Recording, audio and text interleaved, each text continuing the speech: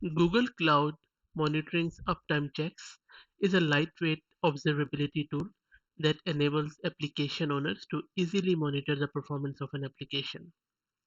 It continuously performs validations on resources to track availability, latency, and other key performance indicators.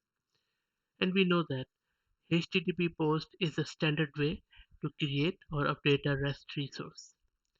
Previously, Uptime checks only supported POST requests containing application XWW form URL encoded bodies.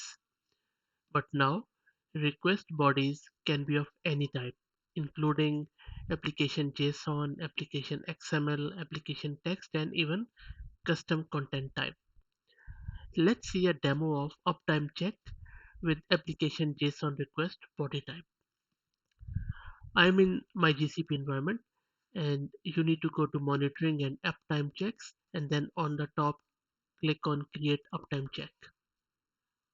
Once there, select the protocol as HTTPS and then resource type will be URL and I'm going to use the simple HTTP request and response open source service http bin.org. Select your path as post, click on more target options and it will expand it. Once there, you just need to double check that validate SSL is there, that is fine.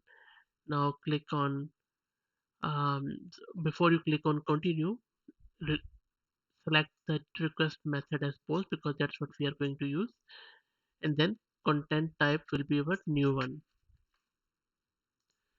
which is application slash JSON, and then you can give any random JSON string in the body. I am selecting hello world, leave the host header empty, make sure the port is 443 which is required for HTTPS, then click on continue, response time leave the default value and then enable content matching is enabled and then select the matches at JSON path.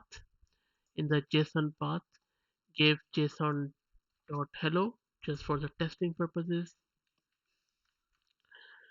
and exactly matches, and I'm just giving it world which I because it matches with what we configured on the last screen, and then leave the rest as default selected values. Click on continue, uptime failure is fine, and then click on continue, give it any title. I'm just calling it test, and then click on test. And if everything goes right, you will receive the 200 status of this HTTP post. So we have received that, it is great. And once that's done, click on create. Once you click on create, it should create your uptime check. And as you can see, our uptime check is here. So let's clean it up. Go there, click on delete, and it should delete your test and also the attached policy. Click on confirm. So that's how you enable your different body types in this uptime check. I hope this was useful. If you have any comments or feedback, please put them in the comments. Thank you.